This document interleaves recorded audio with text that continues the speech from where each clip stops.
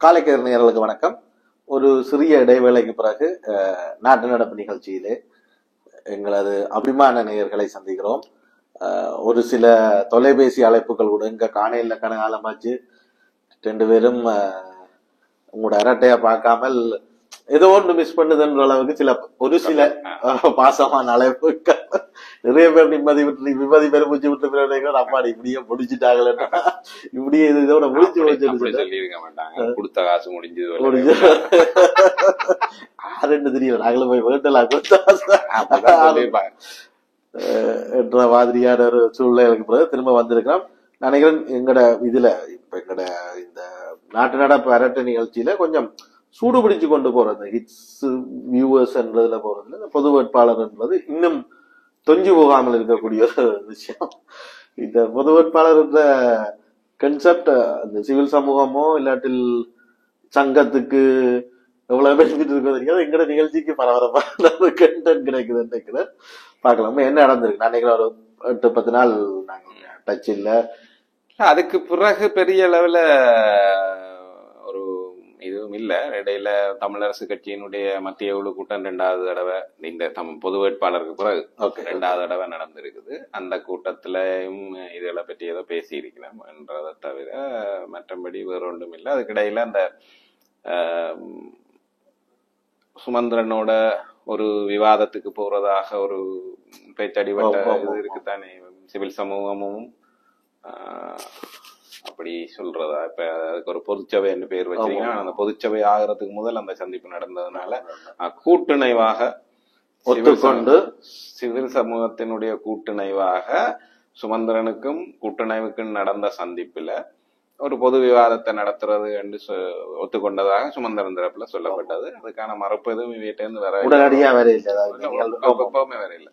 ஆஃபிஷியலே இந்த இது உத்தியோகபூர்வம் ஆக்சுவலி பிரச்சனை ஆஃபிஷியலி என்றதுக்கு ஒரு இப்ப வந்துட்டேன் நானு. இப்ப பேரெல்லாம் வச்சு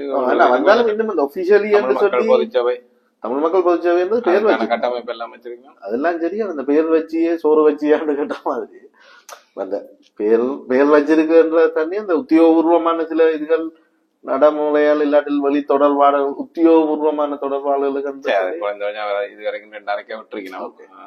அந்த அது மாதிரி ஒரு அறிக்கையிலேயாவது நாங்கள் எதுவும் சொல்லல. அறிக்கையில எந்த வழியிலயும் அது சொல்லுமா இல்லையான்றத பற்றி எந்த இதுவும் இருக்கல. ஆனா இவர் அதை தாண்டி ஒரு ஒரு ஒரு கூட்டம் ஒண்ணு நடத்தி இருந்தவர். அந்த கூட்டத்துல அதாவது தான் அறிவிச்ச மாதிரி இவர்களோட கலந்துரையாடுறாரோ இல்லையோ தன்னுடைய ஒரு கூட்டமாக அதை நடத்தி இருந்தவர் சுமந்திரன் அவர்.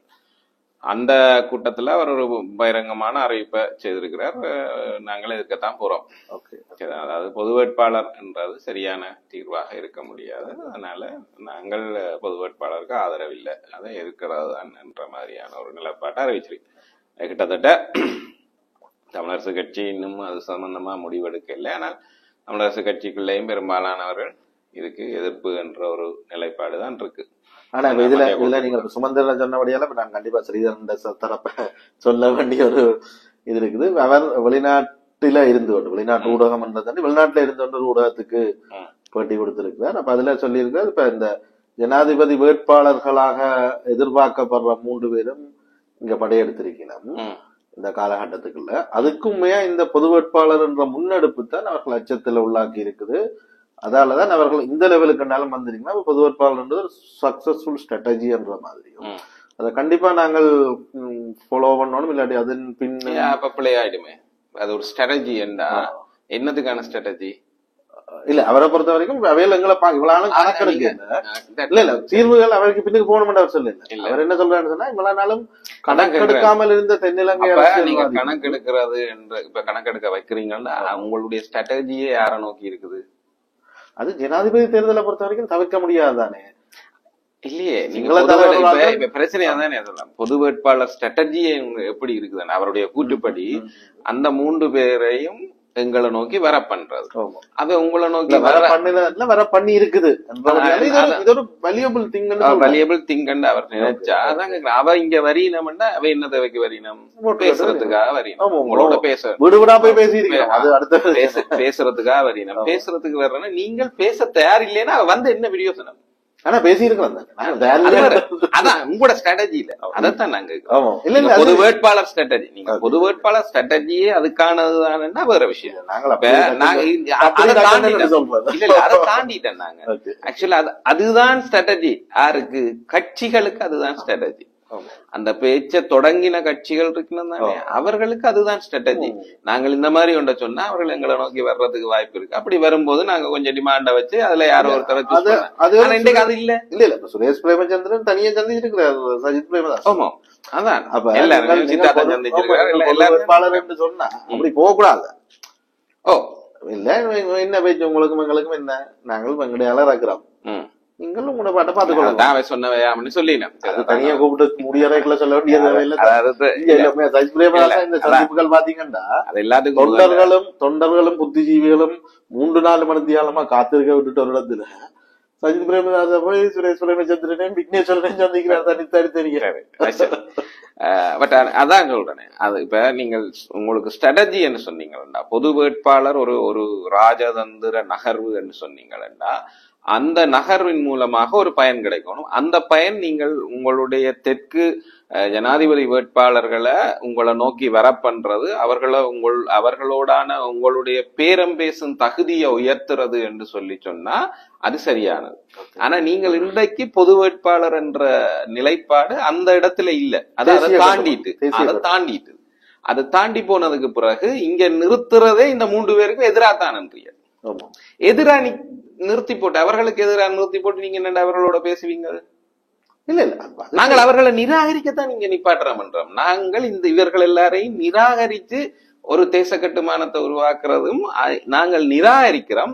இவர்கள் எங்களுக்கு ஒன்றும் செய்யலை என்றதை நாங்கள் இந்த உலகத்துக்கு சொல்ல போறோம் தான் நீங்கள் இன்றைக்கு பொது வேட்பாளரை கொண்டு வந்து நிறுத்துறோம். இல்ல அதுலயும் இப்ப அது என்று சொல்ற ஒரு ஸ்ட்ராட்டஜி இல்ல. அது இவர்களுக்கான ஸ்ட்ராட்டஜி இல்ல, இவர்களுக்கு தேர்தலுக்கான ஸ்ட்ராட்டஜி இல்ல. அதான் சொல்றேன், அதை தாண்டின உண்டு. இல்ல இதுல நாங்கள் எங்க இதன்றோம்னு சொன்னா, இது வந்து ஒரு பல எண்ணப்பாடுகள் சேர்ந்தது, ஒரு நோக்கம். பொது வேட்பாளர் என்ற ஒரு கன்செப்டோட சுத்தி நிக்கிற அந்த பேரும் பாத்தீங்கன்னா ஒரே எண்ணத்துல நிக்கல, ஒவ்வொருத்தருக்கும் ஒவ்வொரு டாக்கெட். அப்ப அதுல ஒவ்வொருத்தரும் தங்களை நீங்க பாத்தீங்கன்னு சொன்னா, அதுல அப்ப இவர் சொல்லக்கூடாது, ஸ்ரீதரன் நோக்கம் அதான் இருக்கலாம். அதாக வெளியில சொல்ல மாட்டோம், அதான் இருக்கலாம். ஈவன் நீங்க இவர்கிட்ட ஒரு இன்டர்வியூ பாத்துருப்பீங்களா, கிடையாது கலாநிதி சிதம்பரநாதன் அவர்களுடைய இன்டர்வியூ பாத்துருக்கீங்க. அவர் என்டையர்லி இப்ப இந்த குரூப்பும் இந்த 10 எழுத்தாளர்கள் அவர்கள் எல்லாம் இந்த தமிழ் மக்கள் பொதுச்சபை தொடர்பாக கட்டி வச்சிருக்க முழு பிம்பத்தையும் அடிச்சுடைக்கிறார். ஆனால் அவர் அந்த பொதுச்சபையில இருக்கிறார், சைன் பண்ணி இருக்கிறார். மீன்ஸ் அவர்கிட்ட பேரும் இருக்குது. டிஜிட்டல் அல்லது இல்ல என்ற டிஜிட்டல் சிக்னேச்சர் வடிவேல் பகுதி மாதிரி அவரை போட்டி முழக்காது அப்படிதான் வரும், ஆனா வராது என்ற மாதிரி இல்ல. அவர் ஈவன் அதுல எல்லாருக்குமே ஒரு ரெட்டை நிலைப்பாடு அவர்களை அறியாமல் இருக்கு. மேபி அறிஞ்சே இருக்கோ தெரியல. அவர் ரெட்டை நிலைப்பாட்டை சொல்லல. ரெட்டை நிலைப்பாடு அவர் என்ன சொல்றாருன்னா, இந்த கன்செப்ட் வந்து எனக்கு உடன்பாடானது, அதை தெளிவுபடுத்த. ஆனா அதுக்கான நோக்கம் இல்ல அதை நீங்க அடைகிற வழிமுறையில எனக்கு மாறுபாடுகள் இருக்கு. நீங்க எப்படி போய் வழிமுறை செய்ய இயலாதுன்றதான் சொல்றாரு. அதுல அவர் தெளிவா அவரும் சில விஷயங்கள்ல கன்செப்ட் எனக்கு ஓகே, நீங்கள் தேசமாக ஒருங்கிணைதால் இந்த மக்களை நாங்கள் திரட்ட வேணும், அவர்களை ஒருங்கிணைக்கணும். அவர் இன்னும் ஒரு அடுத்த கட்டத்தை பற்றி கதைக்கிறார், டிரான்ஸ்பர்மேஷன் அதுன்றதை பற்றி கதைக்கிறார். அதெல்லாம் சரி. பட் ஆனா நாங்க இப்போதைக்கு அதுக்குள்ள போக வேண்டாம். எங்களுக்கு என்னென்ன இந்த விஷயத்த நாங்கள் வந்த விஷயம் பேசிக்கொண்டு வந்த விஷயம் என்னன்னா, இவர்களுடைய ராஜதந்திர நகர்வு, அதாவது ஸ்ட்ராட்டஜி என்ன, மூலோபாயம் என்று சொல்லி கருதினமா இருந்தால், அந்த மூலோபாயம் என்ன என்று தெளிவுபடுத்துது. அரசியல் கட்சிகள் அல்லது ஈவன் ஏன் நான் அதை ஸ்ரீதரன் அப்படி சொல்ல முடியாது என்ற வாதத்தை முன்வைக்கிறேன்னா, ஸ்ரீதரன் நான் அந்த முழுமையாக ஆதரிக்கிறேன் என்று சொல்றார். பொது வேட்பாளர் அவர் அந்த பொது வேட்பாளர் ப்ராசஸ்ல அந்த நடைமுறைக்குள்ள பங்களிக்கிற ஒருத்தர் அல்ல. அப்ப அவர் எதை ஆதரிக்கிறார் தான் என்றால், ஏற்கனவே இந்த பொதுச்சபை எடுக்கக்கூடிய நகர்வுகளை, அது எடுக்கிற முடிவுகளை ஆதரிக்கிறேன்னு தான் சொல்றேன். அப்படி சொல்கிற ஒருத்தர் விளக்கம் கட்டத்தனமா அப்படி ஒரு பதில சொல்லலாம். இல்ல அதுதான் உண்மையான. நாங்கள் முதலே நான் நினைக்கிறேன், நாங்கள் இந்த பொது வேட்பாளர் தொடர்பாக கடைசியாக எங்களுடைய இந்த அரட்டையில ஒரு விஷயம் சொன்னாங்க. இந்த பொது வேட்பாளர் சம்பந்தமா முன்னெடுத்து கொண்டு வரார்கள். முதல் தங்களுக்குள்ள தங்களுடைய பங்காளிகளுக்குள்ள அதெல்லாம் இன்னும் தெளிவு வர இல்லை. ஒவ்வொருத்தரும் அவைக்குள்ள ஒரு தெளிவு இருக்கலாம்னு நினைக்கிறேன். ஆனா அது எவ்வளவு அவையும் என்ன சொல்லினா, நாங்கள் கட்சிகளோட சேர்ந்துதான் இதை கொண்டு போவோம்னு சொல்லினோம். ஆனா இப்ப அவர்களுடைய நகர்வு அடிமட்ட கிராம மட்ட அமைப்புகள் அதுகளை சந்திக்கிறதும் அவர்களுடைய ஆதரவை கேட்கிறதுமான ஒரு முறையில நகர்ந்து கொண்டிருக்கிறோம். சந்திப்புகள் நடத்தினோம், அதுல இருக்கிறார்கள், சந்திப்புகள் நடத்தினோம். தாங்கள் என்னத்துக்காக இந்த கோரிக்கையை முன்வைக்கிறோம் என்றதை அந்த சந்திப்புகள்ல சொல்லினோம். அந்த சந்திப்புகள்ல கலந்து கொண்டிருக்கிறவர்கள் பலதரப்பட்டவர்களா இருப்பினோம். சரிதானே? வயசு ரீதியிலேயும் பலதரப்பட்டவர்களாக இருக்கணும், அரசியல் புரிதல் ரீதியிலேயும் பலதரப்பட்டவர்களாக இருக்கணும், அவர்களுடைய அரசியல் பின்னணி ரீதியிலேயும் பலதரப்பட்டவர்களாக இருக்கணும். ஆனா எல்லாருமே அநேகமா அங்க இருக்கும் போது இவர்கள் சொல்ற கருத்துக்களை ஆமாமன்னு போட்டுதான் ஏற்கினோம். சரிதானே? அதனால அவர்கள் தங்களுக்கு ஒரு சாதகமான நிலவோட இருக்கிறதாக கணிக்கணும். அதிலும் எப்படி என்று சொன்னா நான் ஃபீல் பண்றது அப்படின்னு சொன்னா, அதுல இருக்கிற ஆமா போடுற எல்லாரும் நாங்க அதுக்கும் திரும்பி வந்துடுவோம். ஏன்னா நான் இந்த விஷயத்த சொல்ல வந்தது அவர்கள் அப்படி அந்த ரீதியில நகர்ந்து கொண்டு போகும்போது கட்சிகள்ல இருந்து அந்நியப்பட்டு போயிடும். அது இப்ப எப்படி இருக்குதுன்னா, கட்சிகளும் பொதுச்சபையும் இணைந்து இந்த வேட்பாளரை நிறுத்துறதுக்கு பதில் பொதுச்சபை தான் முனைந்து ஒரு பொது வேட்பாளரை நிறுத்த போகுது, அல்லது அந்த கருத்தியலை அதுதான் முன்னெடுத்து செல்ல போகுது. இந்த அரசியல் கட்சிகள் அதுக்கு ஆதரவு தெரிவிக்கணும், அதுக்கு பின்னுக்கு வரணும். இதுதான் இந்த மாதிரியான ஒரு அமைப்புலதான் அது இப்ப நகருது. இனி கிட்ட வரும்போது வேற ஏதாவது மாற்றங்களுக்கு உள்ளாகலாம். ஏனென்றா தங்களுடைய பலவீனங்கள் என்னன்றத புரிந்து கொள்ற ஒரு புள்ளிக்கு வரும்போது அவர்கள் இவர்களுமாக மாறி மாறி ஒரு இணக்கப்பாட்டுக்கு வரக்கூடும். ஆனா இன்றைக்கு இருக்கிற நிலைமையில இவர்கள் பொதுச்சபை தான் தன்னுடைய சொந்த பணியாக அதை முன்னெடுக்குது. அது மட்டும் இல்ல, அவர்கள் அரசியல் கட்சிகள் அரசியல் கட்சிகள் இல்ல கேண்டிடேட் அவர்கள் தீர்மானிக்கல நினைக்கிறேன். அரசியல் கட்சிகளை பொறுத்த வரைக்கும் அது எப்படி நகருது என்றால், தாங்கள் பொது வேட்பாளருக்கு ஆதரவுன்னு ஒரு கட்சி ரீதியான தீர்மானத்தை டெலோ எடுத்திருக்குது, புலட் எடுத்திருக்குது. ரெண்டுமே தாங்கள் கட்சி ரீதியா ஆதரவுன்னு சொல்லிடணும். இப்ப ஸ்ரீதரன் போன்றவர்களும் தாங்களும் ஆதரவுன்னு சொல்லிடணும். சரி, தமிழ் மக்கள் முன்னணியில கூட்டணி விக்னேஸ்வரனுடைய கூட்டணியும் ஆதரவுன்னு சொல்லிடுறாரு. அவர் ஒரு ஆள் தானே கூட்டணி, அதனால அவரை காணவே இல்லை, இந்த சீன்லயே இல்ல, சீன்லயே இல்ல. திரும்ப தாய் கட்சிக்கு போறத பத்தினதாவது முன்னாடி அங்க தலைமை வெற்றிடம் கொண்டு வருது, அங்க அடிச்சு திறத்துவாங்க. இல்ல அங்க தலைமை வெற்றிடம் கொண்டு போற மாதிரியான ஒரு அறிகுறி அடுத்த தலைவர் இருக்கிறாரு. அது இனி முன்னணியா மாறும். ஒருவேளை அப்படி ஒரு நிலைமை இருந்தா நீ அது உண்மையான முன்னணியா மாறும். சோ எனக்கு காங்கிரஸ்ல இவரை சேர்க்க மாட்டேன், அந்த இடத்துக்கு வர்றதுக்கு வாரிசும் இல்லாதபடியால யார் ஒரு ஆளை மகள் இருக்கா. அதனால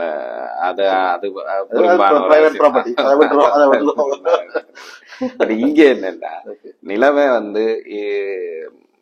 பொதுச்சபை முற்றுமுழுதாக இந்த இதை கைப்பற்றி தன்னுடைய ஆதிக்கத்துல, ஏன்னா இந்த அரசியல் கூட்டங்களுக்கு கூட இவர்கள் அரசியல் கட்சிகளை துணை கொண்டு போயில்லை. சரிதானே? அவர்களுடைய கட்டமைப்புகளுக்குள்ளாலேயோ அல்லது எதுக்குள்ளாலே அவன் அறியல, அவர்கள் தாங்களான அறியல. அப்ப இப்ப என்னன்னா முழுக்க அவர்களுடைய கையில தான் இருக்கு. இதை வெற்றியாக்கினா தோல்வியாக்கினா அவர்கள் தாங்கள்லாம் முயற்சிக்க போயினோம். அந்த முயற்சிக்கு அரசியல் கட்சிகள் ஆதரவு தரணும். அத அவர்கள் எப்படி பார்க்கிறார்கள் என்று நான் நம்புறேன்டா, நாங்கள் இத இப்படி எல்லாம் போய் சந்திச்சு இந்த மக்கள் எல்லாரும் அதிக அளவில் அதுக்கு ஆதரவா இருக்கணும் என்று தெரிஞ்சால் இந்த கட்சிகள் தங்களுக்கோட சேர்வதா இருக்கும் என்று நினைக்கிறேன்.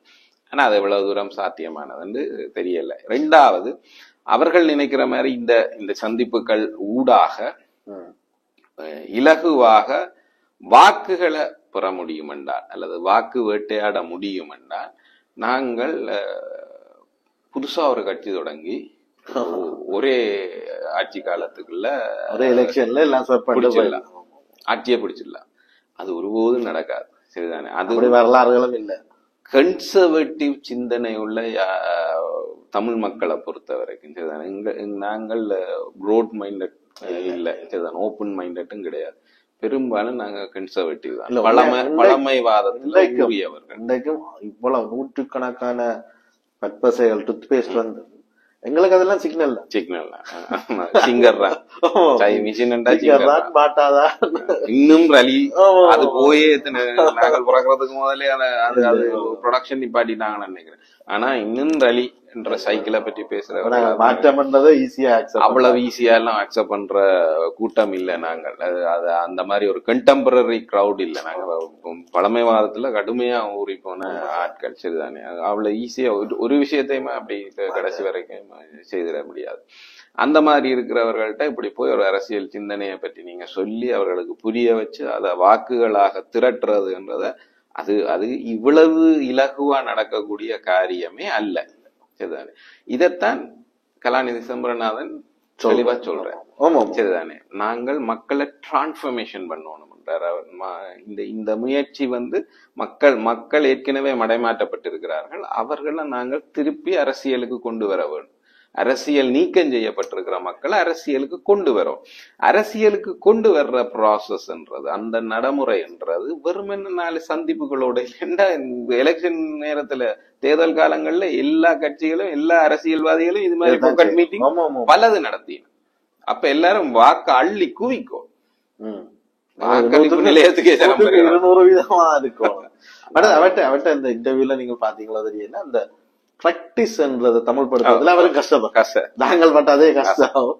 அப்ப நான் சொல்லிச்சேன், எங்களுக்கு தான் அந்த தமிழ் சொல்லாடல் வறட்சி வந்துட்டோன்னு பார்த்தா இல்ல, அது சில விஷயங்களுமே எங்கள்கிட்ட பயிற்சி என்று சொல்ல முடியல. ஏன்னா பயிற்சி என்றது வேற, பயில் இந்த இடத்துல அந்த பிராக்டிஸ் நீங்க பிராக்டிஸ் சொல்றது வேற. சரிதானே, ஒன்றே திரும்ப திரும்ப முயற்சி செய்யறது சிங்கிள் வேர்ட்ல சொல்ல முடியாம இருக்குது. அதை தாண்டி ஒரு அர்த்தத்துக்கு நாங்கள் இன்னொரு அர்த்தப்படுத்துறதுதான். டாக்டர் பிராக்டிஸ் பண்றாரு, அவர் டாக்டரா பிராக்டிஸ் பண்றாரு, பயிற்சி செய்யறாருன்னு சொல்ல முடியாது. நடக்குதான் அப்படி சொல்ல முடியாது. தமிழ்ல சொல்லும் போது அது வேற மாதிரி அர்த்தத்தை அப்ப இங்கெல்லாம் பழக பாக்குறாங்க மாதிரி ஆயிடுச்சு.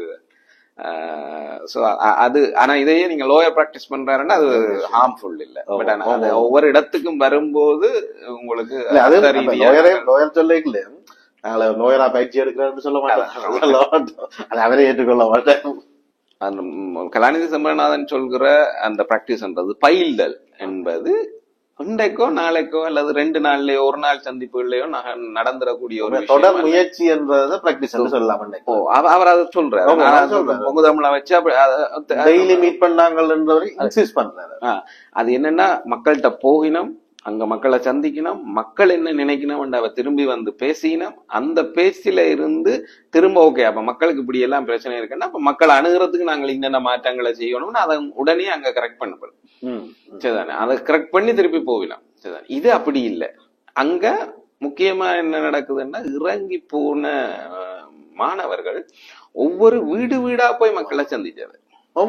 சரிதானே, ஒரு நாளைக்கு பல நூற்றுக்கணக்கான மாணவர்கள் தங்களுடைய வகுப்புகள் இதுகள் எல்லாத்தையும் விட்டுட்டு போய் ஒவ்வொரு வீடு வீடா இருந்து சந்திச்சு, நாங்கள் வீட்டுக்குள்ள போகும்போது வேற உணர்வு இருக்கும், நீங்க கூப்பிட்டு ஹோட்டல்ல வச்சிருக்கும் போது வேற உணர்வு இருக்கும், அது மாதிரி எங்கேயோ ஒரு மண்டபத்துல வச்சு கதைக்கிறதுன்றதும் வேற உணர்வுகளை கொண்டது.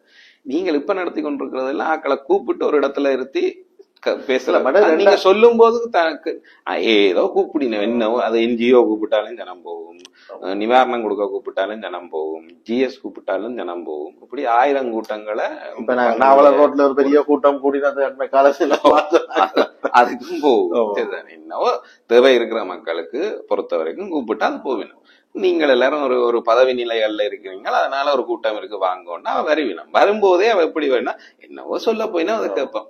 இந்த மட்டும் இவையெல்லாம் அப்படித்தானே போய் இவையெல்லாம் ப்ரிப்பேர்டு எல்லாம் ஒரு ஃபைனல் பண்ணின ஒரு இன்ட்ரோடக்ஷன் வச்சு கொண்டுதான் அது மக்கள்கிட்ட போய்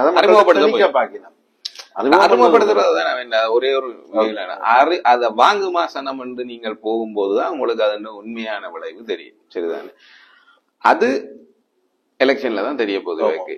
அது அவ்வளவு ஈஸியானது இல்ல. இப்ப இன்னொரு 2 மாசம் தான் இருக்கு. மிஞ்சி மிஞ்சி போனா உங்களுக்கு 3 மாசம் 3 மாசம் ஜூலை ஆகஸ்ட் செப்டம்பர் இவர்கள் தங்களுடைய ப்ராசஸ் ஆரம்பிக்கிறது 2 மாசம். ஏன்னா அதுக்கு பிறகு அந்த 2 மாசத்துக்குள்ள இவர்கள் கையகப்படுத்த இல்லையா, 3வது மாசத்துல கம்பெனிட்டர்ஸ் மார்க்கெட்ல வந்துரு. அப்ப அதனால சாத்தியம் இல்லை. அப்ப இந்த 2 மாசத்துக்குள்ள இவர்களுடைய அணுகுமுறை இப்பதான் இடக்குல நகர்ந்து கொண்டிருக்கணும்.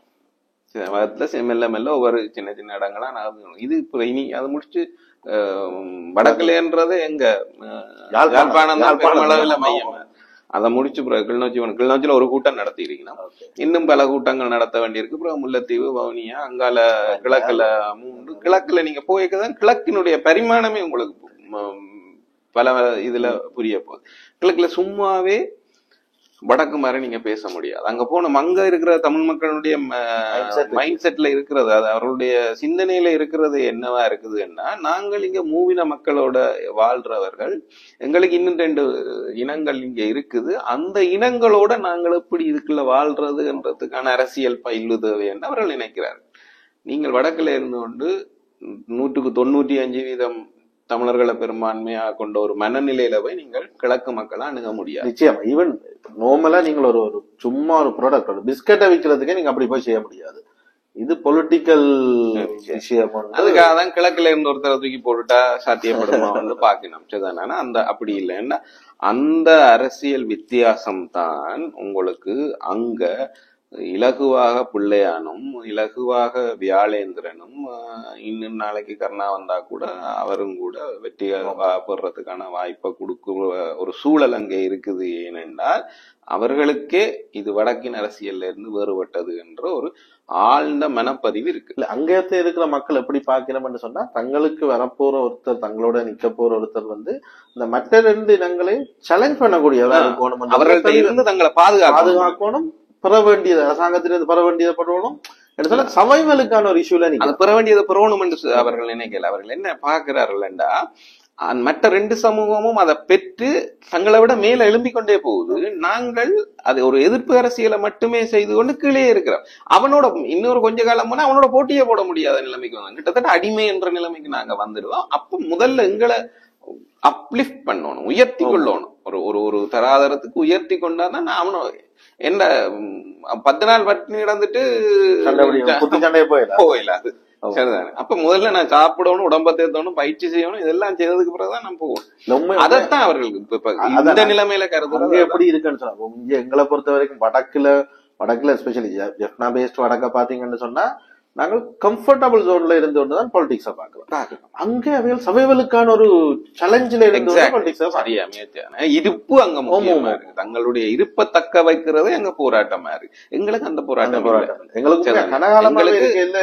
ஆக்கிரமிப்பு இருக்கு, அதுகளை தடுக்கணும், அதுக்கு எதிராக போராடணும், இதன்னோணும்ன்றதுனால நாங்கள் அதை வேற மாதிரி அணுகிறோம். அந்த இப்ப இங்க இருந்து போய் அங்க இதண்டு அதெல்லாம் செய்து அப்படி எல்லாம் வர்றதுன்றது மிக மிக ஒரு நீண்ட நாட்களை எடுக்கக்கூடியது. அதை அவர் கலாநிதி சமணான்னு சொல்றாரு. நான் தான் அதை சொன்னதாக இது ஒண்ணும் இப்ப இந்த காலப்பகுதி போதாது இந்த மடைமாற்றம் செய்வதற்கு. மக்களை மடைமாற்றம் செய்து திரும்ப ஒரு தேசிய எழுச்சி அரசியலுக்கு கொண்டு வர்றதுக்கு இந்த காலப்பகுதி போதாது. ஆனால் ஒரு வாய்ப்பு இருக்குது, அதையும் இல்லைன்னு சொல்லலாம். முயன்று பார்க்கறதுக்கான ஒரு வாய்ப்பு இருக்குது. அந்த முயற்சியை நாங்க செய்து பார்க்கலாம். அது அவர் என்ன சொல்றாருன்னா, அந்த முயற்சியை செய்து பார்க்கலாமே தவிர அந்த முயற்சியை செய்துட்டோம்ன்றதுக்காக நீ ஒரு வேட்பாளர் நிறுத்தியே ஆகணும் அடம் பிடிக்க கூடாதுன்ற மாதிரிதான். அதுதான் சொல்லும். அந்த தேசிய கட்டுமானம் தொடர்பான இந்த உண்மையாக அது முன்னெடுப்புகளா இருக்கும்னு சொன்னா, அதை பரிச்சித்து பார்க்கறது இந்த ஜனாதிபதி தேர்தல் என்றது தேவையில்லாத ஒன்று. நாங்கள் அது முதல்ல இருந்தே நாங்கள் வெரி ஃபர்ஸ்ட் எங்கள் டிஸ்கஷன்ல இருந்து அதை வலியுறுத்தி கொண்டு வரோம். இவன் நோக்கம் இந்த தேசிய கட்டுமானம் மக்கள் தொடர்பான விஷயமா இருக்கும்னு சொன்னா, ஏன் இல்ல நாங்கள் பொது வேட்பாளர் இந்த முறை நிறுத்தணும்னு நினைக்கிறோம். நாங்கள் 3 முறை விட்டுட்டோம். 3 முறை நாங்கள் அதை ஒருத்தரும் முன்னெடுக்க இல்லை. இதே அரசியல் ஆய்வாளர்கள் அப்ப களத்துல இருந்தவர் நாங்கள் செய்யாம விட்டுட்டோம். இந்த முறை அப்படியான ஒரு முயற்சியாக கூட முடியலாம். இல்ல அதான் இல்ல. இப்ப இந்த முறை நாங்க சொல்லிக்கொண்டோம், எங்களுக்கு பொது வேட்பாளர்ன்றது வந்து இந்த தமிழ் மகாசபை, தமிழ் மகாசபை பொதுச்சபை, தமிழ் மக்கள் பொதுச்சபை ஒரு மிக முக்கியமான நோக்கம். ஆனால் இந்த முறை நாங்கள் இதை பற்றின கதைகள் இருக்கும், நாங்கள் அதை முழுமூச்சா முன்னெடுக்கப்படும். இப்ப இது மாறியல் தேசிய கட்டுமானம் இல்லை.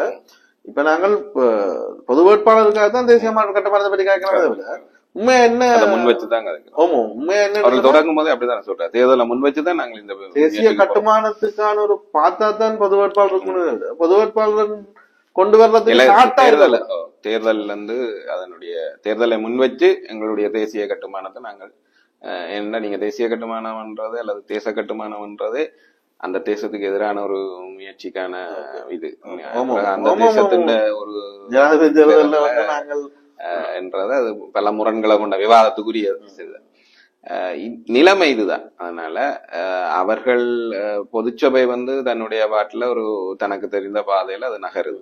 இதுதானே அது அந்த அந்த முயற்சி வெற்றி அளிக்கும் வெற்றி அளிக்கல என்றதெல்லாம் வேற விஷயம். ஒருவேளை அவர்கள் கடைசி நேரத்துல உணர்ந்து கொண்டா நான் நினைக்கிறேன் அவர்கள் புத்திசாலித்தனமான முடிவுகளை எடுக்கக்கூடியவர்களாக இருந்தால் கடைசி நேரத்துல கூட அவர்கள் இந்த தடவை இப்ப நீங்க முதல்ல சொன்ன மாதிரி இந்த தடவையும் நாங்கள் நிறுத்த இல்லை என்ற, அதாவது போன முறை அவர்கள் சொன்னது என்னன்னா இது மாதிரி நாங்கள் போய் கதைச்சினாங்க. தமிழ் மக்கள் பேரவை வந்து இந்த யோசனையை முன் வச்சு போய் அரசியல் கட்சிகளோடு கதைத்த போது ஒரு அரசியல் கட்சியும் எங்களுக்கு அதுக்கு ஆதரவான ஒரு நிலைப்பாட்டை சொல்லலை என்றதுனால நாங்கள் இதை பற்றி ஒரு அறிக்கை விட்டுட்டு அதோட விலகி கொண்டோம் என்று அவர் சொல்லினோம். இந்த முறை அந்த அறிக்கையை தாண்டி அவர்கள் ஒரு முயற்சியை எடுக்கணும். சில வேளை 2 மாதங்கள் அவர்கள் முயன்று பார்த்ததுக்கு பிறகு அது பாதகமான ஒரு நிலைப்பாட்டை கொண்டு வரும் என்ற மாதிரியான ஒரு நிலைமை இருந்தால், புத்திசாலித்தனமான முடிவுகளை எடுக்கிறவர்களாக இருந்தால் ஒருவேளை அந்த மாதிரி யோசிக்க கூடும். இல்ல நாங்கள் நிறுத்தித்தான் என்ற ஒரு முடிவுக்கு வந்து நம்ம இருந்தா அது இன்னும் பிளவுகளை உருவாகும். இன்னொரு விஷயமும் இப்ப அண்மை காலமா உலாவது ஒரு அரசியல் 1076 ஆய்வாளர் என்று சொல்லப்படுற ஒரு ஆள் வந்து ஒரு விஷயத்த கேட்கிறார், இல்லாட்டி ஒரு கேட்கிறார் இல்ல ஒரு கோரிக்கையை முன்வைக்கிறார், இல்லாட்டி வினயமா இதுன்ற இது ஒரு முயற்சியை நீங்களே இப்படி முளையிலேயே கிள்ளி எறியணும் என்று சில ஊடகங்கள் இல்ல சில தரப்புகள் ஏன் நீங்கள் குத்தி முறியறீங்கள் என்றது இப்ப விமர்சனங்கள் என்றா இப்ப அந்த உண்மை அந்த நெறியாளர் திரும்ப கேட்கிறார், நீங்கள் இப்படி மற்ற மாதிரி நிறைய பேர் செய்த முயற்சியில நீங்கள் முதல் நாளே அதை பற்றி விமர்சிக்கிறீங்க. அப்ப நீங்கள் முயற்சி செய்யக்குள்ள மட்டும் அடுத்த முயற்சி செய்ய நீங்கள் குத்தி முறிகிறீங்க, அடியோடு நிராகரிக்கிறீங்கள், இல்லாட்டில் அது நச்சு கோட்பாடு என்ற லெவலுக்கு எல்லாம் கொண்டு போறீங்கள். இது ஏனென்றதுக்கு அவர் ஒரு வித்தியாசமான வியாக்கியானம் சொல்றாரு. அப்படின்னு சொன்னால் அரசியல் விஞ்ஞானத்தின்படி இதுகளை வளர விட்டுத்தான் நாங்கள் அதுக்கு பிறகு விமர்சிக்கிறது தான் ஆரோக்கியமானது என்ற. அப்ப அது எப்படி அதுல ஒரு முரண்பாடு ஒன்று வருது என்ற ஒரு நிலைமை இருக்குது. அதே நேரம் இப்ப நாங்கள் இப்ப தமிழ் இந்த பொது வேட்பாளர் என்ற விஷயத்த நாங்கள் விமர்சிக்கிறோம் என்றது இப்ப எங்களோட நாங்கள் வந்து இந்த அரசியலை வந்து நாங்கள் விமர்சிக்கவே இல்லை, அதுல தெளிவா இருப்போம். இல்ல ரெண்டுதான் வெளியில இருந்து பார்க்கப்படுது. என்ன செய்யணும்னு சொன்னா என்ன சொல்லினோம்னு சொன்னா இவர்கள் வந்து எதிரான ஒரு நிலைப்பாட்டுல இருக்கணும், அந்த பொது வேட்பாளர் சம்பந்தமா எதிரான ஒரு நிலைப்பாட்டுல இருக்கணும். இவர்கள் விமர்சிக்கணும், இப்ப முளையில எலும்ப முதலே அடிச்சு தட்டி விடணும் செய்கிறவர்கள் இருக்கணும். நாங்கள் மாதிரி செய்யல, அதைத்தான் அவர் செய்கிறவர்கள் இருக்கணும். குறிப்பா சுமந்திரன் அவருடைய கருத்து மாதிரியான விஷயங்கள்ல அதை சொல்லலாம், அதுல மாற்று இல்லை. ஆனா சுமந்திரனுடைய நிலைப்பாடு என்னன்னா, சுமந்திரன் சில பிடிச்ச மூண்டும் தானே, அதனால அவருடைய நிலைப்பாடு என்னன்னா அரசியல் முடிவு நாங்கள்லாம் எடுக்கணும், அரசியல் கட்சிகள்லாம் எடுக்கணும், சரிதானே, மக்களுக்கான அரசியல் முடிவு அதுக்குதான் அவர்கள் எங்களை தேர்வு செய்திருக்கணும், அதனால நாங்கள்லாம் எடுக்கணும். அந்த அரசியல் முடிவை நாங்கள் மக்கள் நலன் சார்ந்துதான் எடுக்க வேண்டும். அதுல இப்போதைக்கு இருக்கக்கூடிய தெரிவு சிறந்த தெரிவு என்று அவர் நினைக்கிறது, சரிதானே, அவர் நினைக்கிற சிறந்த தெரிவு என்றது இந்த வேட்பாளர்கள்ல யாரோ ஒருத்தர், அதுவும் அவை எல்லாரும் வைக்கட்டும் முதல்ல என்ன. ஏற்கனவே சுமந்திரன் மைண்ட் செட்ல ஏற்கனவே சஜித்தை பிக்ஸ் பண்ணிட்டாருன்ற ஒரு கம்ப்ளைண்ட் இருக்குது. ஒரு சில அரசியல்வாதிகள் நேரடியாக சொல்லி சஜித்துக்கு நேரடி ஆதரவு தெரிவிக்கிறது எனக்கு தெரியல. அது கலந்தான். நான் என்ன நினைக்கிறேன்னா அது கலந்தான் தீர்மானிக்கணும். அப்படி சொல்லி இல்ல, நான் அதுக்கு சொல்லல, கலந்தான் தீர்மானிக்கணும்னு நினைக்கிறேன். ஏனென்றா வெஸ்டுக்கும், அதாவது மேற்குலக நாடுகளுக்கும், அமெரிக்கா, பிரிட்டன் போன்ற மேற்குலக நாடுகளுக்கும் இந்தியாவுக்கும் மீண்டும் ரணிலான் வரணும் என்ற ஒரு சிந்தனை போக்கொண்டு இருக்குது, சரிதானே. அது வர்றதுதான் தங்களுக்கு கம்ஃபர்டபுள் என்ன ஒரு சௌகரியமானது என்று கருது. சௌகரியம் தமிழ் இல்ல யோசிக்கிறது. அப்ப வாய்ப்பானதாக தங்களுக்கான ஒரு சாதகமான என்று வச்சுக்கொள்ளுங்க. அவர் இருந்தாதான் தங்களுக்கு சாதகமான நிலைமையான ஒரு சூழல் இருக்கும்.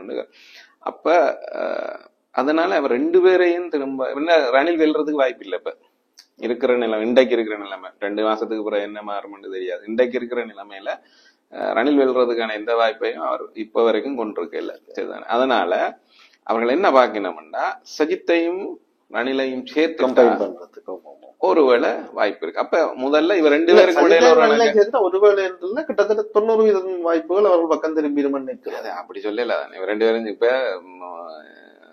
மக்கள் ஐக்கிய மக்கள் சக்தியினுடைய எல்லா இதுவும் ரணிலுக்கு எதிரானது. ரணில் ராஜபக்சவோட சேர்ந்துட்டார். ராஜபக்சவை காப்பாத்துற ரணிலோட நாங்கள் சேர மாட்டோம் என்றுதான் அவர்கள் இதுவரைக்கும். இப்ப 2 பேரும் சேர்ந்துட்டோம்னா சனத்திட்ட அந்த கேள்வி இருக்குமில்ல, அரவாசி சனத்திட்ட அந்த கேள்வி. இவ்வளவு நாள் நீ கள்ளனா இருந்த ரணில் இன்னைக்கு நான் உன்னோட சேர்ந்துட்டா நல்லவன் ஆயிடுவானன்ற கேள்வியும் இருக்கு. வெற்றி நிச்சயம் சொல்றது இல்லை.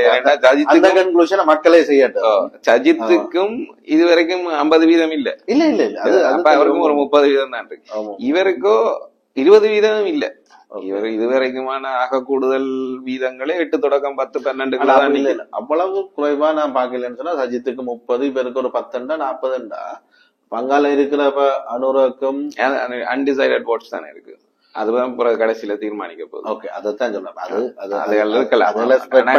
இந்த நிலைமையில வாக்கு வங்கி என்றதை வச்சு இன்றைக்கு இருக்கிற இல்ல, அது வாக்கு வங்கி என்றதையும் இல்ல, இன்றைக்கு இருக்கிற நிலைமையில இந்த சூழல்ல வாக்களிப்பு கொண்டு நடந்தால் இப்படிதான் வாக்களிப்பு நடக்கும்ன்ற மாதிரி ஒரு கருத்து கணிப்புகள் இருக்கு. அதன் அடிப்படையில ஒரு நகர்வை செய்யணும். சரிதானே? நாளைக்கு என்ன வேணும்னாலும் தலைகளா மாறலாம்.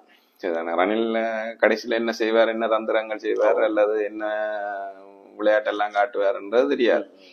அந்த மாதிரி ஒரு சூழல்ல இவன் ஒருவேளை எப்படி யோசிங்க 3 பேர் நிக்கணும், அதனால இப்படி என்றெல்லாம் நாங்க பேசிக்கொண்டிருக்கோம். ரணில் போயில்லைன்னா சஜித்தா அனுரவா ஆண்டு வந்தா அந்த காலத்துல டிசைடட் பண்ற ஆட்கள் மனோநிலையே வேற மாதிரி ஆயிடும். நாங்கள் இன்னொரு ஆளையும் இதுல கொஞ்சம் சீரியஸா இருக்கணும்னு நினைக்கிறேன். எங்களோட சரத் பொன்சேகா இல்ல ஊடக முதலாளிகளால் இருக்கிறார். அப்புறம் மௌபிம ஜனதா பார்ட்டியா திலீப்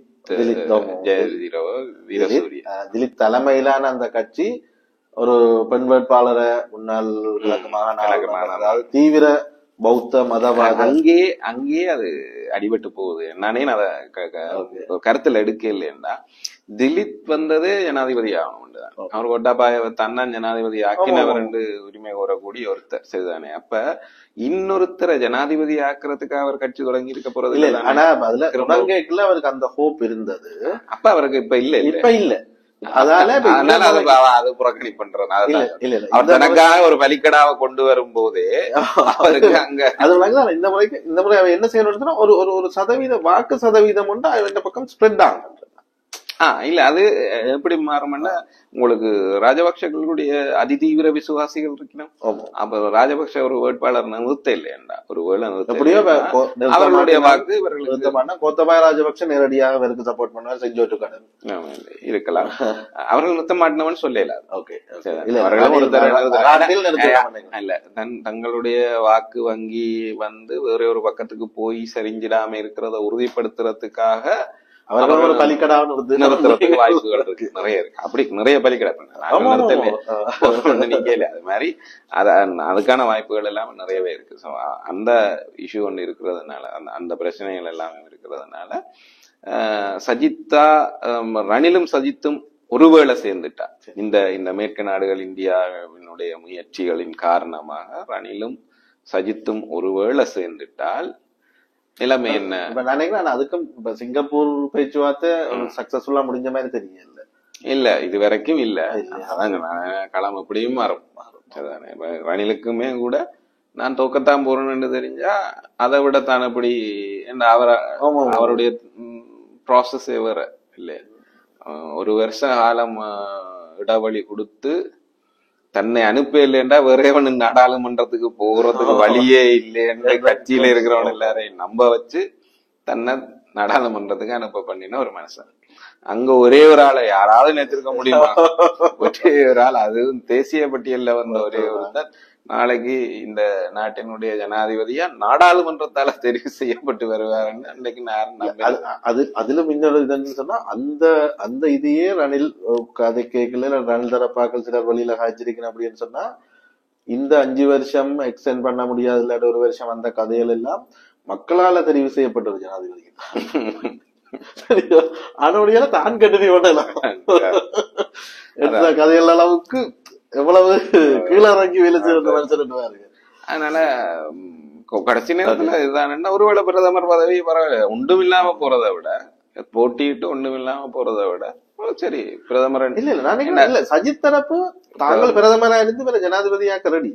ஆனா அந்த ஆனா அந்த இத இவர் பப்ளிக்ல அனௌன்ஸ் பண்ணி வரணும்ன்றதுதான் சஜித் தரப்பு நிலைப்பாடா இருக்குன்றதும் அதுக்கு ரணில் ரெடி இல்லையா சொன்னா இவரை ரெடி பண்ணிட்டா அவைக்கு இடையில இணக்கப்பாடு வராம இருக்கிறதுக்கான காரணமே சஜித் பிரேமதாச தான் இந்த நிறைவேற்ற அதிகார பதவியாக திருப்பி இருக்கணும்ன்றதுல வெள்ளம் உறுதியா இருக்கிறாருன்றத சரிதானே.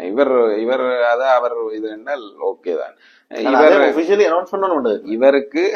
இவர் அதுக்கு தயாராக இருக்கிறார். அதே நேரத்துல அது ஜனாதிபதி அதிகாரங்களுக்கு கொஞ்சம் குறைச்சு கொண்டு அவருக்கு கொடுக்குறோம் என்று சொல்லி மாதிரி அந்த மாதிரி விளையாட்டுகளுக்கு இவர் தயாரா இருக்கிறார், எல்லாத்துக்கும் தயாரா இருக்கிறார். இவர் ஏனென்றா இவர் என்ன நினைச்சு கொண்டிருக்கிறார், அவர் பேபி தான் சரிதானே. அதனால தான் மேலே இருந்தால் அவரை தாண்டி என்ன வேணும்னாலும் செய்யும். யோசிச்சு பாருங்க, சந்திரிகா அதிகாரா இருக்கும்போது முழுக்க அதிகாரங்களோட இருக்கும் போதே பிரதமரா இருந்து கொண்டு விராட் போட்ட ஆட்டத்துக்கு இவருக்கு சதித்தாட்டம் காட்ட முடியுமோ?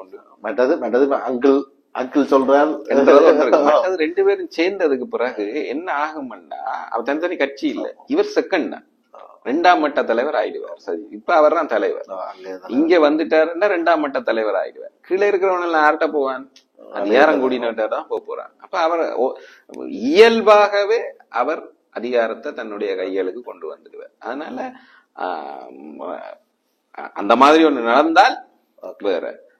சஜித் அதுக்கு விட்டு கொடுக்கறது, சஜித்தும் ஓரளவுக்கு இவ்வளவு காலம் அரசியலுக்குள்ள இருந்தவர், ஒரு அரசியல் குடும்பத்தில இருந்து வந்தவர், கொஞ்சம் பேர் இருக்கணும் அரசியல் தெரிஞ்ச சஜித்தோட அரசியல் தெரிஞ்சவர்கள்.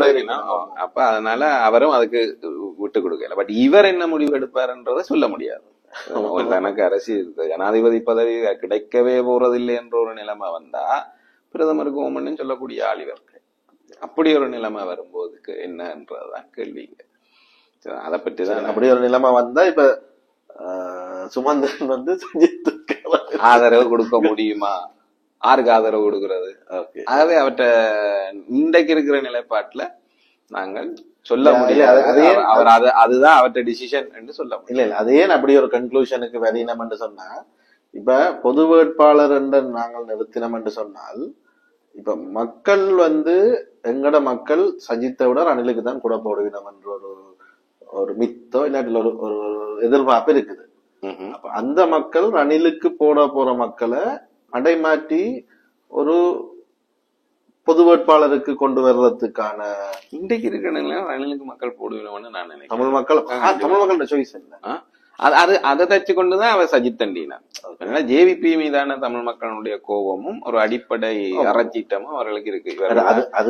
எங்களுடைய தாயக கோட்பாட்டை உடைச்சு விட்டு மாறின பிறகு ஜேவிபி ஒரு பொலிட்டிக்கல் பார்ட்டியா மாறி வந்தா பிறகு கூட எங்களுக்கு அர்த்தாங்க.